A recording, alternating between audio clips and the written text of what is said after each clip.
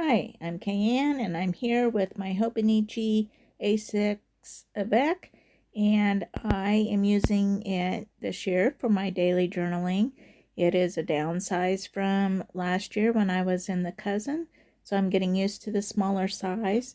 But I invite you today to join me for just kind of a quick journaling through January. This was more than one session of work. And so I just have pieced multiple clips together of me working in my January pages and just invite you to come along and watch. I am mostly using my own printables, which are either available in my Etsy shop or to my patrons on Patreon. You can find them either of those places. And I also use some other artist printables as well, and I just will list them in the description down below just in case I miss mentioning anyone. I recently spotted these Crayola crayons that were called the Color of Kindness set, and so how could I pass that up? And I'm still like a little kid with the allure of a new box of crayons, so I picked these up and I am using them in my journal. And nothing beats just a simple supplies. You don't have to spend a lot. I love the names on these. This one was Warm and Fuzzy. This one I think was just Salmon. But some of them have some really fun and kind of sweetsy names in there. I'm enjoying my Canon selfie printer still a lot. I find that either 4 per page or 8 per page fit this A6 format really nicely, so I like that option. It makes it super easy to print those out, so I'm enjoying that. We're doing this building project, and it's actually going along fine, but it's hard for me to be patient and because I'm excited about it. And so I put this turtle. This is a past printable from my patrons and still available in Patreon. But I thought that the turtle and the house really expressed that well, so I'm just kind of fitting in. I'm still getting used to what all will fit on a page.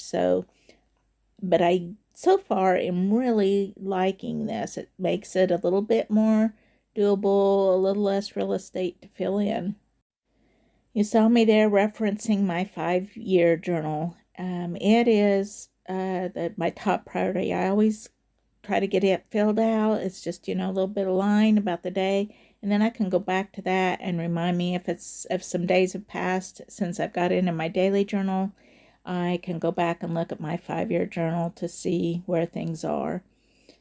So here I am, a different little session, and I have several images printed out and am pulling out those printables. I tell you, that is the easiest way to fill in a page and do, like I often end up doing several days in one setting, and that is the easiest way to decorate and fill in a page, and probably my number one tip for catching up pages is relying on those printables.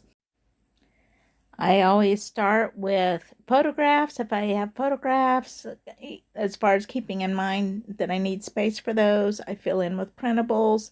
And then I lastly do some writing on there. So that's kind of the order of how I approach the page.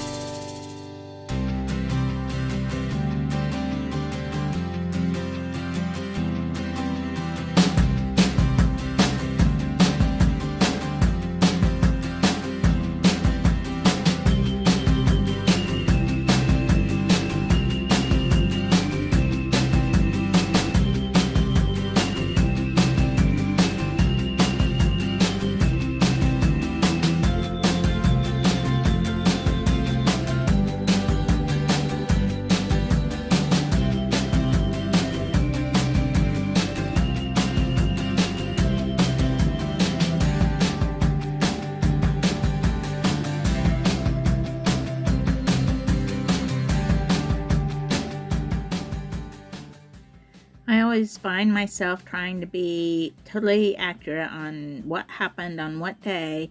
And like on this example, I have all these 3 photos were from the same day. They don't really all fit on the same page very well. So, you know, sometimes I have to really kind of force myself to loosen up a little bit. It doesn't matter if they're all on the exact day. It's the same time frame. I'm not going to go back and say, hey, I put that on the wrong day. You know, the general time frame is right and close enough, and it doesn't really matter. So sometimes I have to, you know, kind of remind myself to lighten up as I'm working on my daily pages.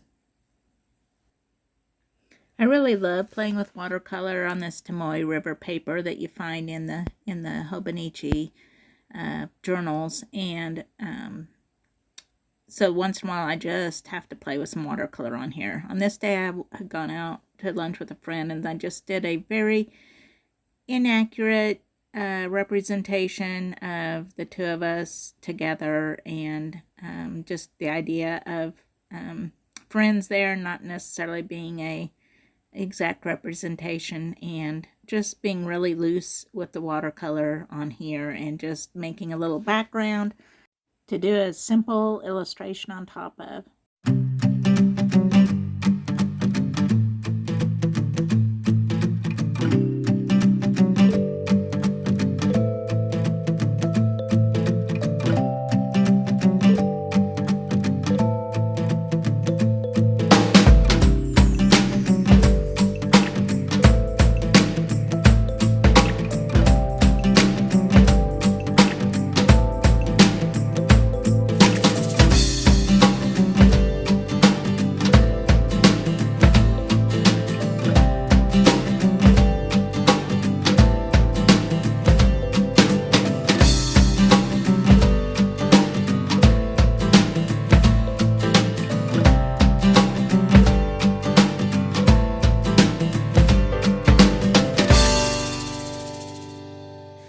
The sheet of office dates, as I call them, that I made that were available to my patrons, but they will soon be available on my Etsy as well, along with many other digital pages. So that's something to be watching for in the future. I am not necessarily totally retiring them from Patreon, but decided to make some of the ones favorites from, you know, that are getting kind of older over there, available on my Etsy as well, so that more people can have access to them if they want. So be watching for that. That'll be coming up sometime soon.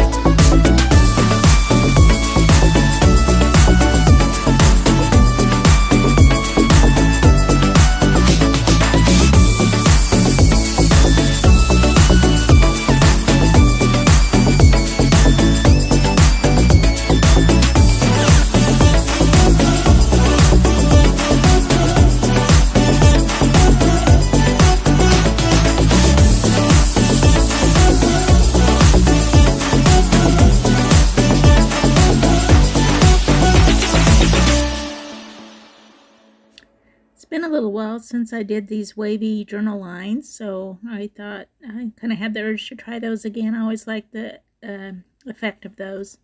I find using a brush pen to make those really gives them a nice line quality.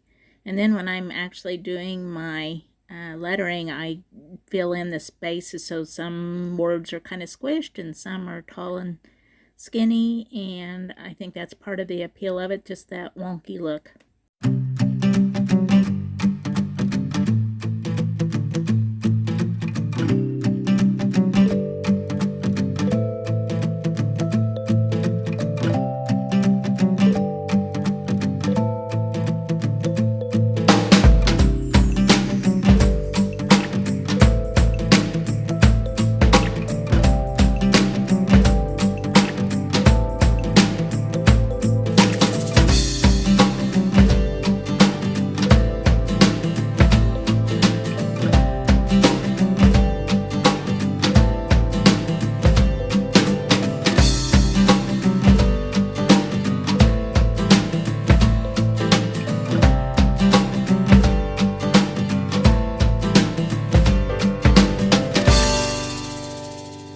When I have a catch-up session, I often work from the most recent, or the most recent days backwards, because the recent ones are the easiest because I remember what happened yesterday better than I do what happened 5 days ago. So I always start with the easiest first and then just kind of work my way back, because once I start journaling, I kind of get in the groove and it gets easier, it just flows better and I get less, I guess, uptight about it maybe.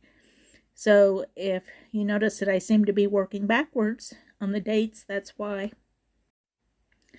You're getting a sneak peek here of some of February printables. Kind of trying them out. I kind of like to try some of them out and use them, see how the size works and everything before I offer them to my patrons. So that's why I have included those, and plus I'm just excited about them. Here I'm using another favorite journaling technique of just drawing some colored lines, and you can either journal on top of the lines or in between the lines. I tend to journal in between the lines if I haven't given it very long to dry, because sometimes it can smear just a little if it's still a little bit damp. So you'll see that here in a minute. I'm getting some photos cut down to kind of their minimum size to fit them here onto my pages. I think I will really like the small format, but I do have to learn how to keep things small.